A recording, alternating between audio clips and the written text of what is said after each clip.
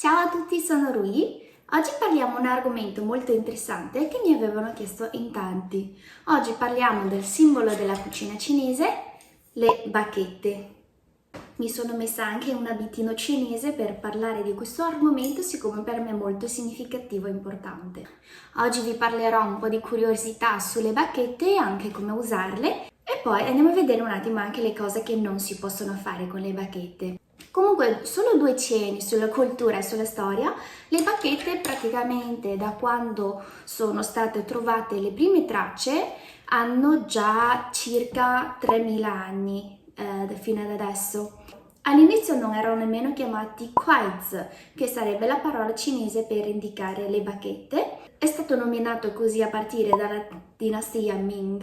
Le bacchette quaizi in cinese, questo carattere quai ha lo stesso suono e lo stesso carattere della parola quai veloce, e mentre la parte sopra del quaiz è stato messo anche un carattere per indicare il materiale che viene usato per fare le bacchette. Infatti la parte sopra di questo carattere potrebbe riferire al bambù.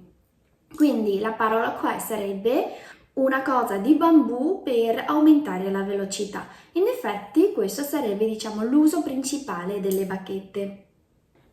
Poi sulle bacchette in realtà ci sono tantissimi significati metaforici, filosofici, che secondo me sono un po' anche date posteriormente. Per esempio le bacchette classiche hanno la parte superiore che è più quadrata, la parte sotto è più rotonda, che corrisponde proprio nella nostra lingua cinese a un proverbio Tian Yuan Di Fang, quindi una parte indica il cielo e l'altra parte indica la terra.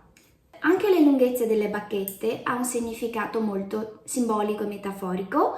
Nella lingua cinese si usava un termine, le unità di misura antiche, qi ci, liu cun, per descrivere la lunghezza delle bacchette, che corrisponde a circa 25 cm moderni. Qi ci, liu cun, qua vedete due numeri, 7 e 6, che va a corrispondere praticamente i 7 emozioni e i 6 desideri di un essere umano. Poi un altro fatto molto simbolico è che quando andate a prendere le bacchette si usa un dito, quindi indice, sopra le bacchette, uno in mezzo, in questo caso è il medio, e poi c'è il anulare che si mette sotto le bacchette. Quindi simbolicamente sarebbe cielo, persona e terra, per indicare che esseri umani siamo praticamente in mezzo al cielo e terra, quindi praticamente un'unione pacifico dell'universo, se vogliamo dare un significato più simbolico. La nascita delle bacchette invece ha diverse leggende. Non sto qui a raccontarvi le leggende perché sono delle leggende molto legate alla nostra mitologia, quindi in realtà per sapere diciamo che bisogna intanto andare a studiare tutta la mitologia della cultura cinese. Però sicuramente uno dei fattori importanti di usare le bacchette è aumentare e velocizzare quando vai a consumare un pasto. E questo sarebbe la nascita forse più probabile delle bacchette. Le bacchette possono essere veramente di tantissimi materiali e di una forma estetica che vuoi piace. Diciamo, ho questi qua che sono in legno, che sono quelli che io di solito uso più spesso perché sono più facili da prendere in mano, mentre questi, siccome sono un po' dotati di questa cosa lucida esternamente, certe volte quando vai a prendere una cosa ovviamente scivola, quindi le uso un po' di meno. Questo mi pare che sia di legno di pera, questo invece è di bambù. Il pesciolino nella cultura cinese è un simbolo di fortuna, di avanzo. Vi avevo anche già accennato in altri video, quindi tante volte trovate il simbolo del pesce nelle bacchette. Poi questi sono d'acciaio, questi forse sono più simili a quelli della cultura coreana, si rovinano ovviamente di meno, però dovete fare attenzione perché se usate queste per mangiare delle cose bollente rischiate di scottarvi, perché ovviamente anche l'acciaio subito diventa caldissimo. E poi ho 2 paio di bacchette per la mia bimba. Infatti tantissime persone mi chiedono come far imparare ai bimbi a usare le bacchette. Potete prendere questi, io li ho visti anche su Amazon, dopo vi lascio magari anche il link nella descrizione. Ecco, praticamente così il dito grande lo mettete qua e altre due dita negli anellini. Ovviamente per me è troppo corto queste bacchette, quindi non riesco a entrarmi perfettamente, mentre per le bimbe, per i bambini è perfetto, così si abitua a utilizzare le bacchette.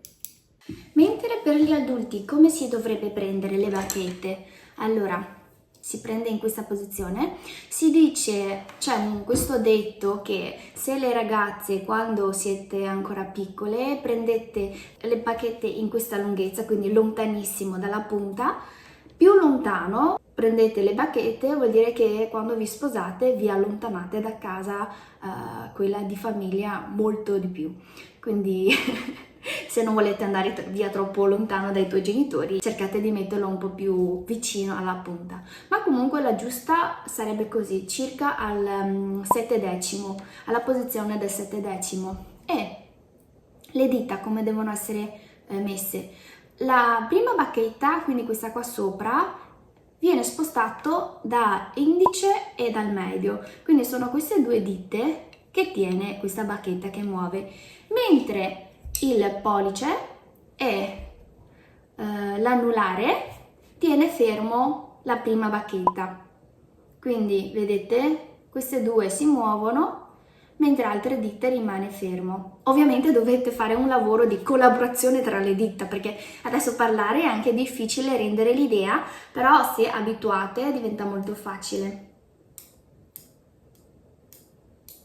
Ah, mi ero dimenticata di dirvi una cosa, le bacchette di bambù o anche quelli di legno sarebbe meglio se lo cambiate ogni 6 mesi, perché ovviamente sono fatte di materiale, come dire, non resistenti, quindi si consumano e anche per problema igienico vanno cambiate. Non sono un paio di bacchette a vita. Queste sono fatte bene, però ovviamente non durano per tutta la vita un paio di bacchette, mentre quelle di acciaio o persino esistono anche le bacchette con metalli preziosi, oro, argento, in giada, in tutte le forme immaginabili. Ovviamente non usiamo quelle bacchette per un uso quotidiano, quelle vanno fatte un'altra tipologia di manutenzione.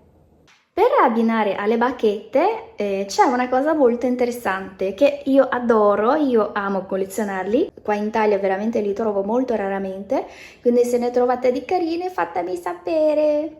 Sono queste appoggi bacchette, ce ne sono quelli basilari, questi sono quelli più carini che sono riusciti a trovare, che si usa per appoggiare le bacchette quando voi consumate un pasto. Come vi avevo detto, il pesce nella cultura cinese è simbolo di fortuna, quindi ho preso tantissimi pesciolini. Questo è un pesce abbastanza banale, queste sono delle balene, in realtà ne ho anche altre, solo che tanti si sono anche rotti durante l'uso, però se vengono comprate vanno anche usate, quindi io le uso e beh, se si rompono si rompono. Ecco. A differenza della vostra cultura occidentale che usate sia forchette che coltello, probabilmente mi domandate, ma quindi se dovete tagliare come fate?